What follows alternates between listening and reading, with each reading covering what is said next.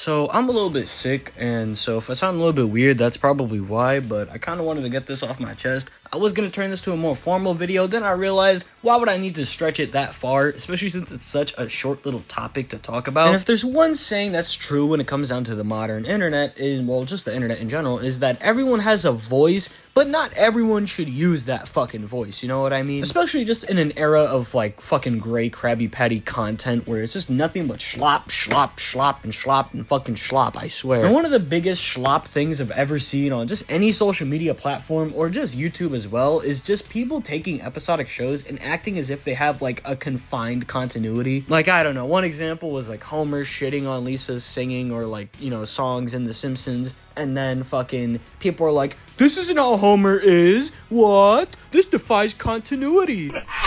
And I always say, what fucking continuity? Because these are mainly episodic shows. They don't really have any overarching, like, seasonal plot points like how Invincible would, or any other show for that matter. Second, not to mention the fact that the writers don't really seem to care when it comes down to, you know, any quote-unquote continuity. And while writers do kind of fuck around and find out with certain things, I mean, like, it's pretty much a given because they have a lot of creative freedom over these shows because, well, there's no confined continuity they have to follow. And plus, again, a lot of these shows are meant for, like, comedic value. They're meant to be comedic, if anything, so trying to take these shows and act like there's serious continuity or, like, confined continuity between them, it's fucking dumb. And I see these arguments all the time about things like Family Guy or The Simpsons or any adult comedy for that matter, and to that I say, you're a fucking moron. Like, again, these shows don't really have overarching plots, and they don't really have any, like, you know, serious confined continuity, so it doesn't really matter. Plus, the writers just get freedom to do whatever the fuck they want, so if they don't really care, why would the audience care? You know what I mean? Like, if the show's not taking itself so seriously, then why would I take it seriously? And it's not like, you know, these shows are trying to be super serious and just failing. No, these shows are pretty much comedic, and they try and blend a whole lot of stuff with comedy at the end of the day,